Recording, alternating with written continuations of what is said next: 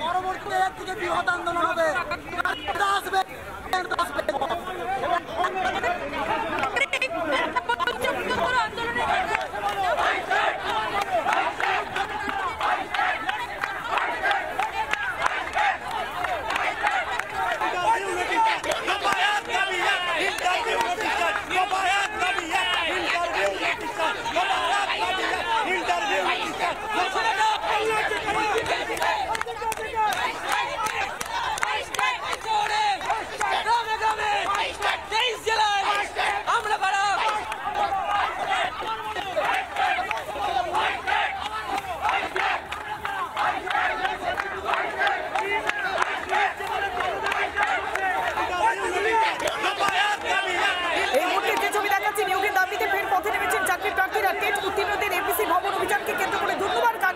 দেখুন পুলিশের সঙ্গে বচসা, তারপরে চ্যাংদোলে তোলা হয় এই সমস্ত চাকরি প্রার্থীদের। অভিযান শুরুর আগেই ধরপাকড় করে পুলিশ। সরাসরি যাই পিঙ্কির কাছে। পিঙ্কি,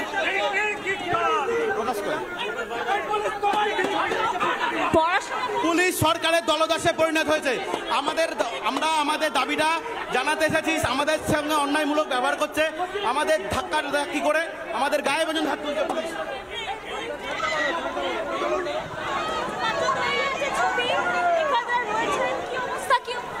ম্যাম, পুলিশ যেভাবে দলদাস করছে, পুলিশ অভয়ের বিচারেরা নষ্ট করেছে, কসবার বিচার নষ্ট করেছে। এখন আমরা যারা সাধারণ ট্রেড প্রার্থী আছি তাদের উপর ইলিগালি ভাবে তারা অ্যাটাক করছেন। হাত ধরে আমার ব্যাগ ছিঁড়ে দিয়েছে, আমার পার্স হারিয়ে গিয়েছে। পুলিশকে বলছে অ্যাটলিস্ট আমার পার্সটা খুঁজে দিন, আমি বাড়ি যাবো। পুলিশের প্রার্থীকে কোনো ভ্রুক্ষেপ নেই। হ্যাঁ, এটাই তো পশ্চিমবঙ্গের নিয়ম। পড়াশোনা করেছে, পুলিশের গাড়িতে চড়েছে। পড়াশোনা করেছে, পুলিশ একের পর এক চাকরি প্রার্থীকে তোলা হচ্ছে এই মুহূর্তে। রাজনীতি। দাদা কি বলবেন? দীর্ঘ 2017 সালের পর আমরা স্বচ্ছভাবে নিয়োগের জন্য আজকে এখানে এসেছি। সুতরাং আমাদেরকে এইভাবে আটকা করা হচ্ছে এবং আমাদেরকে এরকমভাবে জোর জুলুম করে তোলা হচ্ছে। এরকম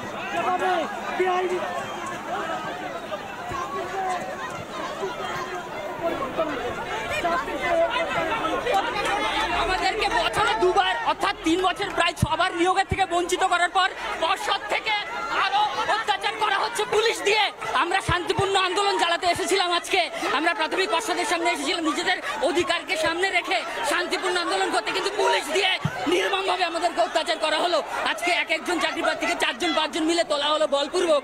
আমরা তো এইটা আমাদের কাঙ্ক্ষিত ছিল না।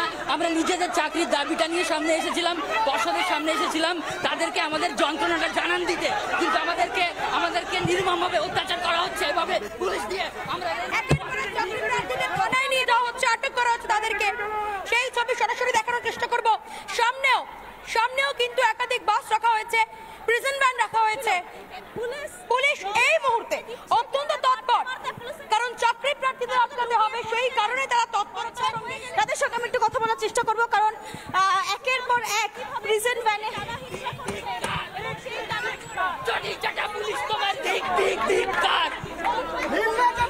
নির্লজ্জ পুলিশ আজকে আমাদেরকে নির্মম করতে পারে না। আমরা আমাদের অধিকার বুঝতে এসেছি, অধিকার, কিন্তু না হয়ে দলদাস পুলিশ এরকম ভাবে তুলছে। আমরা তো আমাদের বঞ্চিত, আমরা বঞ্চিত 2022 থেকে। আমাদের কেন তুলছে? এইটা আমাদের কেন তুললো? কেন তুললো? আমরা তো কিচ্ছু করিনি। কেন তুললো? কেন? এই মুহূর্তে দেখা যাচ্ছে যে যেগুলো বাসগুলো যাচ্ছে একের পর এক যারা চাকরি প্রার্থী রয়েছেন তাদেরকে তোলা হয়, এবং পাবলিক বাসগুলোকে আমরা দেখানোর চেষ্টা করছি যে পাবলিক বাস যেগুলো 47B কালিকাপুর, সেই বাসগুলোতে তুলে, প্রাইভেট বাসগুলোকে তুলে কারণ প্রিজন ভ্যানের মতো করে চাকরি প্রার্থীদের তুলে নিয়ে যাওয়া হচ্ছে। এই মুহূর্তে আরো একটা বাস এই মুহূর্তে আসছে, বিধাননগর পুলিশের আরো একটি বাস এই মুহূর্তে ঢুকছে। একের পর এক রাস্তায় পড়েছি। এইভাবে কতদিন উনি মিথ্যাচার করবেন? এই মিথ্যাচার ওনার সাজবে না। একদিন না একদিন আবারও তাদেরকে ধরে নিয়ে যাওয়া হচ্ছে। এই মুহূর্তে আবারও চাকরি প্রার্থীদের ধরে নিয়ে যাওয়া হচ্ছে, বাসে তোলা হচ্ছে। এই মুহূর্তে আরো একবার সেই ছবি দেখানোর চেষ্টা করব।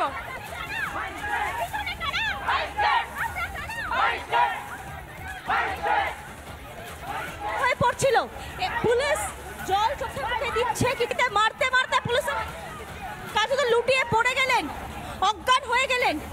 এবং আমরা কিছুক্ষণ আগে দেখছিলাম কিভাবে পুলিশ থেকে টানা হিচড়া করছে এবং সেই টানা অসুস্থ হয়ে পড়ছিল।